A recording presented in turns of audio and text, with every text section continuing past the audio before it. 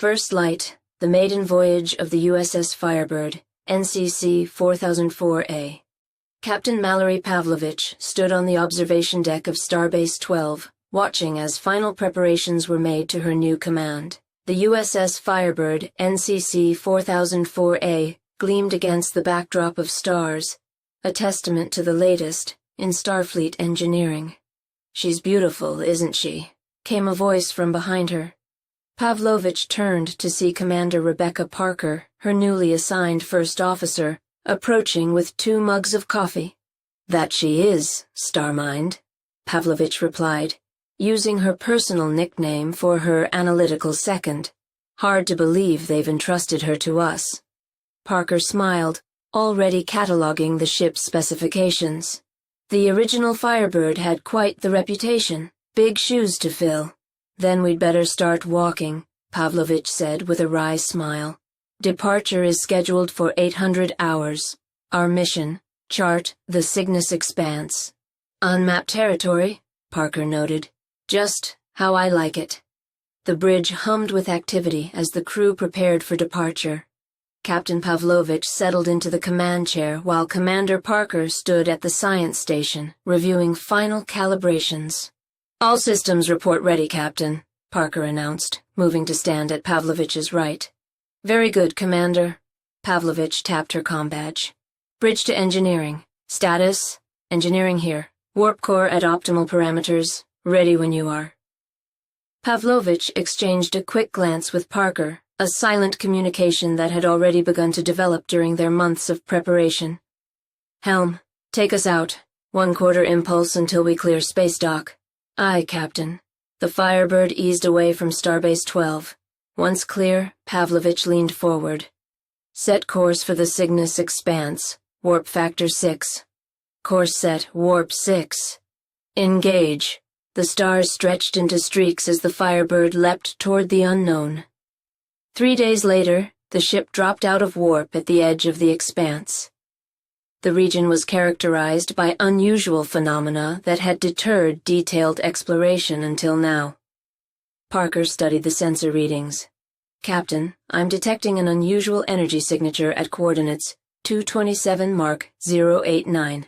Appears artificial." "Life signs?" Pavlovich asked. "None detected, but there's significant interference." Pavlovich nodded. "Helm, set course to investigate. Tactical, yellow alert." The view screen revealed a strange sight.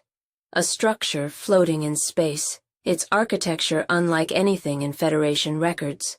Massive rings rotated around a central sphere, all composed of a material that seemed to absorb light. "It's beautiful," Pavlovich murmured. "And potentially dangerous," Parker added pragmatically. "The energy readings suggest a highly advanced power source." Pavlovich smiled at her first officer's caution. "Always the voice of reason, Becca." "Someone has to be, Mallory," Parker replied, with the familiarity that only emerged when they were deep in problem-solving mode. Before Parker could complete her scan, the structure emitted a pulse that washed over the Firebird. Systems flickered momentarily. "Report," Pavlovich commanded. "All systems operational," the tactical officer responded. "But that pulse was a scan. It was examining us." Parker's console chimed. "Captain, we're receiving a transmission. It's a mathematical sequence." "Put it through." The screen displayed equations and geometric patterns of increasing complexity. "It's a test," Parker realized. "An intelligence assessment."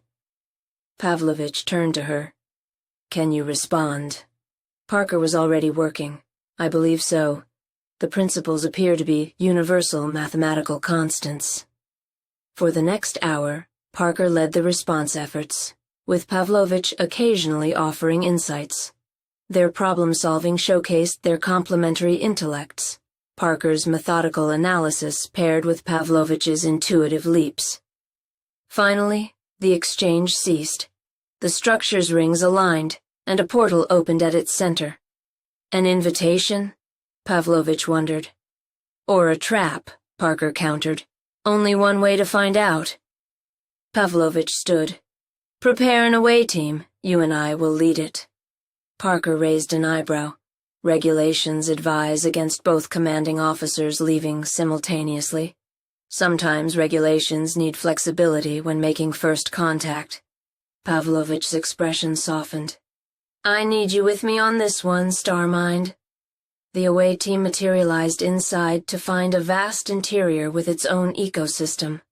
It's a generation ship, Parker said in amazement. But there are no occupants. Not anymore, Pavlovich added, pointing to empty stasis pods along the walls. A holographic interface activated, projecting an image of a humanoid with iridescent skin and 4 eyes arranged in a diamond pattern. We are the Cygarians. If you are receiving this message, our species may no longer exist as you know it. We evolved beyond corporeal forms centuries ago, but left this vessel as testament to our journey and knowledge. Parker and Pavlovich exchanged glances. The tests you completed have proven your species capable of ethical reasoning and scientific understanding. We offer our library freely to those who would use it wisely. Captain, Parker said quietly, this could be the most significant discovery since the Vulcan archives. Pavlovich nodded solemnly. And potentially just as transformative. The hologram continued. Choose wisely what you accept. Not all gifts come without cost. Back aboard the Firebird, Captain's log. Stardate 98723.4. The Cygarian archive contains scientific knowledge centuries beyond current Federation understanding. Commander Parker has established a database to begin cataloging the information. Starfleet has ordered us to remain and continue our investigation. I find myself reflecting on our mission as explorers. We sought new stars and instead found the legacy of an ancient civilization.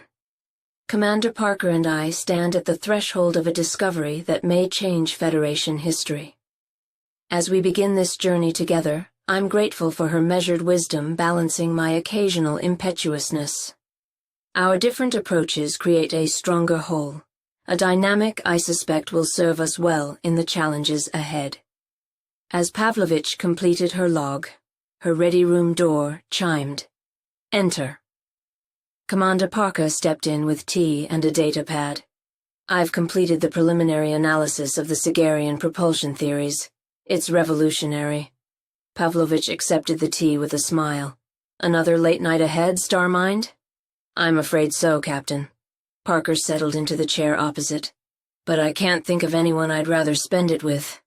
To new discoveries? Pavlovich raised her mug in toast. And the perfect ship to make them, Parker replied. Outside, the Firebird maintained its vigilant orbit around humanity's newest frontier, living up to its name, a harbinger of rebirth and new beginnings.